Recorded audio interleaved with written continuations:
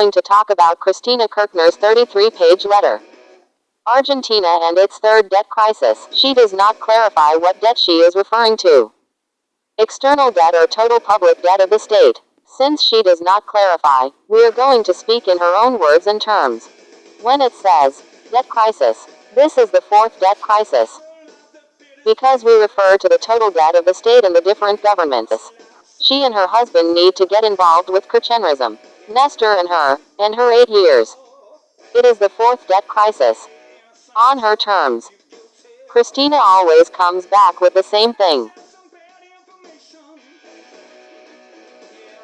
She talks about the AFJP system that Menemism left behind. When Cristina CFK nationalized the AFJP, as Gustavo says, she repeated a false cliché. Because the AFJP never delivered a single pension. Therefore we cannot criticize the AFJP or compare its operation. We don't know why they never functioned as pension providers. What we do know is Cristina's economic system. That Cristina deteriorated the peso and the savings of Argentine AFJP business would have deteriorated. As well as Argentine values, prices and companies. The entire administration of these AFJPs, the delivery and support of the private savings system would also have deteriorated, just like the economic regime of Kirchnerismo and CFK, with which you would have blamed the AFJP, so as not to blame Cristina, such as the deterioration of the retirement system as we see in the extreme with the 4 years of Alberto Fernandez, which, as we say, is the same economic regime that Cristina left. Menemism's debt crisis and who suffers it. When you have a car, it is essential for everyone. If you have a car that is running, no matter how much the car is losing a fender, you drop a wink along the way, you drop the mirror. It means that it enters a situation of constancy and movement. The regime. A regime economy, even if that economy has served for the second debt crisis, Menemism, that explodes at De la Rua. The explosion causes all variables to fall. The variables of Menemism are going to be better than those of De la Rua. Now we have the regime of Nestor and Cristina Kirchner. It was 12.5 years. In their economic and political regime. The variables will inevitably be better than Macri's outburst in some aspects. But no, in the total public debt that both left. That Macri's was better year after year than Cristina Kirchner's. Why also, that public debt situation that exploded for Macri? Because the previous regime causes public debt variables to decrease. The delay that the regime had when the economy exploded in 2018 with the tariffs to Macri. That same outbreak or recession that was caused, that it had to cover the difficult fiscal with external debt, caused the financing needs of the public deficit to increase, which caused the IMF loan of $45,000 million to be spent in 2 years. Differentiation in the regimes makes the variables different. Among them are public debt, generation of public debt that includes external debt.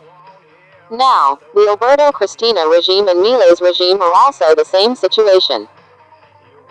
That Alberto Cristina regime will inevitably be superior to Milei's.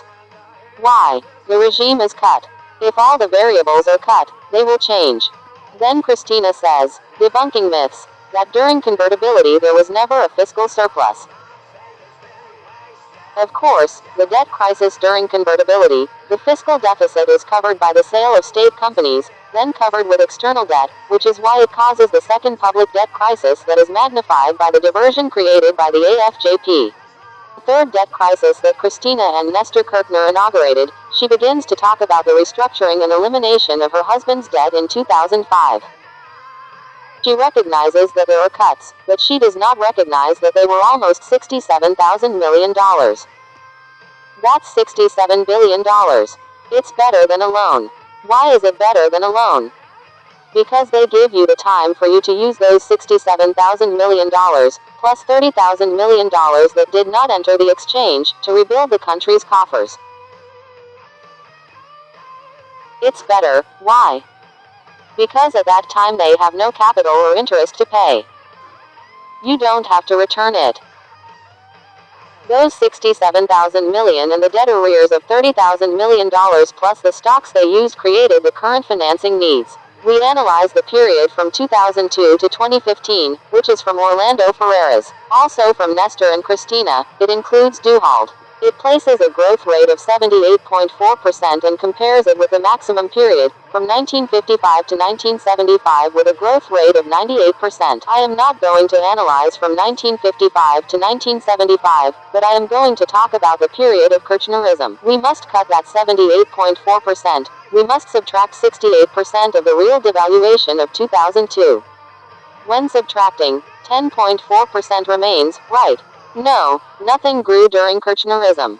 Why didn't they grow at all? No, nothing grew during Kirchnerism. Why didn't they grow at all? Because the population grew 1% per year, at least. 1% per year, and it is 13 years, so you can see that they did not grow at all per capita. It is an economic recovery regime of the 2002 devaluation, but he is not an industrialist. Here we see in graph 10, important how the shortages of dollars or hard currencies of the Nestor and Christina regime are caused. Consolidated public spending on economic services and social policy. We see in the graph, in red, energies and fuels. As from 2003, energy and fuel subsidies have increased. It is a cause of the lack of dollars. Then we see the industrial sector in orange, ironed. The null multiplier effect of wealth in Christina's model. Social policy in blue on the rise. All those variables form the lack of dollars. It is Christina's model. Kirchnerism was about the recovery of wealth and is based on the use of idle industrial capacity. At the end of Christina's first government, a threshold is reached, basing us on Nefa, who says the economic model of Kirchnerism is null and the multiplier effect of wealth creation. Increases in the wage bill represent the decrease in wealth, but not the increase in the distribution of income to real salaries. The null multiplier effect is equal to 100 or 1. If you have a multiplier effect, it is greater than 1, nor does it increase the productive matrix. The decrease in the wage bill with respect to the total GDP means and demonstrates that the state is devouring the economically active population due to inflation, the recurring fiscal deficit and the increase in poverty. It is devouring their salary wealth in detriment of the needs of the state. But it is not, as Kirchnerism explains it. As the CTD video says, Christina's model for the last 4 years was financed by the IMF because they paid almost no debts, only $9,000 million in interest. It was financed by the population with inflation. It was financed by retirements, in addition to $40,000 million of exporters. The maximum is 53.4% and then it falls. It is not that it falls because there is greater creation of wealth, but rather that the wealth and poverty of the population are used. Here Orlando Ferreras is going to tell me, Gustavo, with my graphs you managed to prove that the per capita wealth during Kirchnerism is less than that of De la Rua. Evolution of Argentine GDP at constant values in millions of $1990. We laugh, because Perón had internet and Olivos on Fibertel. Since Cristina Kirchner invested in Google and since she invested in Netflix and X, she uses it because she invested in them. What is the error in this graph by Orlando Ferreras? It says that the 2001 GDP reached $300,000 million, and the 2002 GDP reached $267,300 million. How much was the fall in GDP in 2002-2001? 10.9% drop in GDP in 2002. The real fall in GDP was 68%, so from there Orlando Ferreras throws data from the entire Kirchnerism era. That entire era of Kirchnerism where the GDP of 2002 is misjudged is what leads Cristina Kirchner to continue lying about the total data of the economy of her governments and the current one. Then, Cristina repeats the twin fiscal surpluses that Cristina boasts lasted 6 years, 4 from Nestor and 2 from her. Not only were there 2 of the husbands and the obvious fact, I have been analyzing the economy since 2011, are the fiscal deficits that the husband has that slowly raise inflation from 6% to 12%, before Nestor Kirchner passes the presidential command to Cristina. Do not forget that Nestor was at Cristina's side until October 27, 2010, when he died, almost his entire first term. Cristina names as a great feat of Nestor Kirchner, to begin with that public debt that he restructured and was reduced. The financial market was the one that provided the conditions. In addition, the fierce devaluation and impoverishment of the country were the conditions for this exceptional restructuring with foreign debt write-offs. It was not a great feat by Nestor Kirchner. Surely the negotiators with their experience who carried it out were also essential. Bad negotiators are capable of losing anything favorable.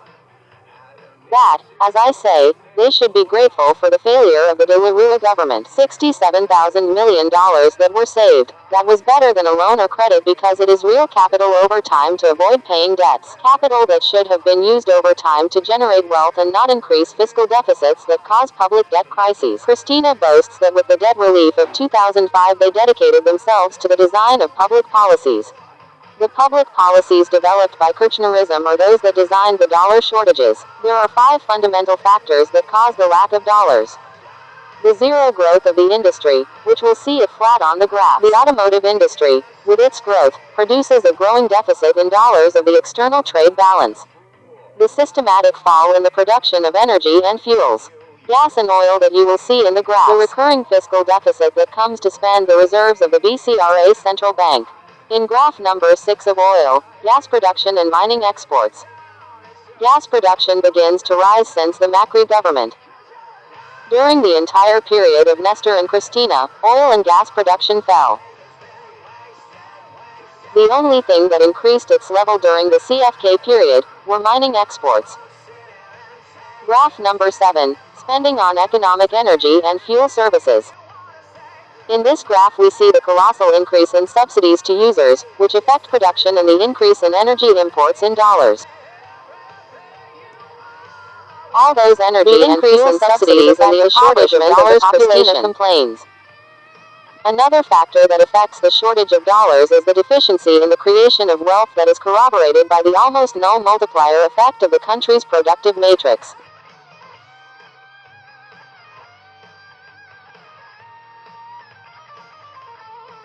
Cristina Kirchner says that it is inextricable that inflation is tied to the dollar.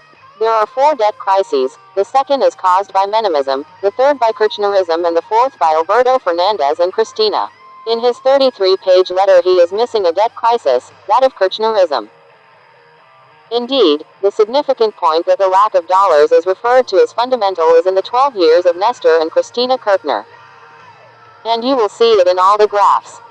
Cristina says that it is inextricable that inflation is tied to the dollar, because the IMF forced candidate Sergio Massa to devalue, which caused the devaluation of the dollar to immediately lead to inflation. Cristina is forgetting, as she always does, that she spent 4 quarters of 2020, 4 quarters of 2021, 4 quarters of 2022 and 2 quarters of 2023 with inflation caused and increased by the fiscal deficit and the excessive monetary printing of the Alberto Cristina government, which they left more than $200 billion of dollars.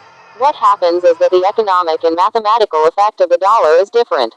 Liquefaction of expenses and fiscal surplus. Different economists raised their doubts about sustainability.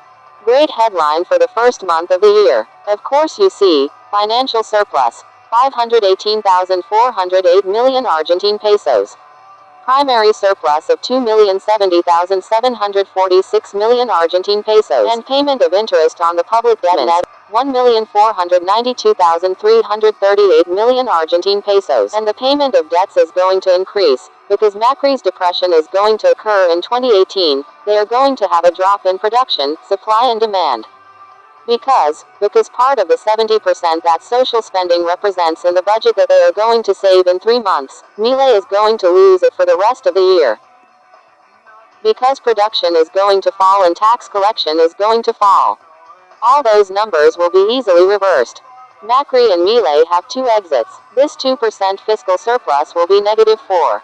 If Gustavo leaves, there will be 8 negatives, Gustavo mocks. The second semester begins with monetary overprinting, rates, or they give him a loan in dollars like Macri did. Or they begin with monetary overprinting to cover state expenses. They are going to end up with 400% annual inflation. Because Macri in 2017 had 25% inflation. Macri in the 3rd year entered a recession. Milei is going to be in the first one. Castaneda says, all governments made a fiscal deficit of $375,000 million in 16 years. How much did Cristina make according to Ramiro Castaneda's data? $120 million in 8 years. How much fiscal deficit did Alberto Cristina Guzman Massa make? $220 billion. How much fiscal deficit does Macri have left? Grab your SUV and go out into the street. Put it in gear and raise it up to 120 kilometers per hour. Then lower it to Macri's 35 kilometers per hour and raise it again to 220 kilometers per hour. That's regime change Fontevecchia.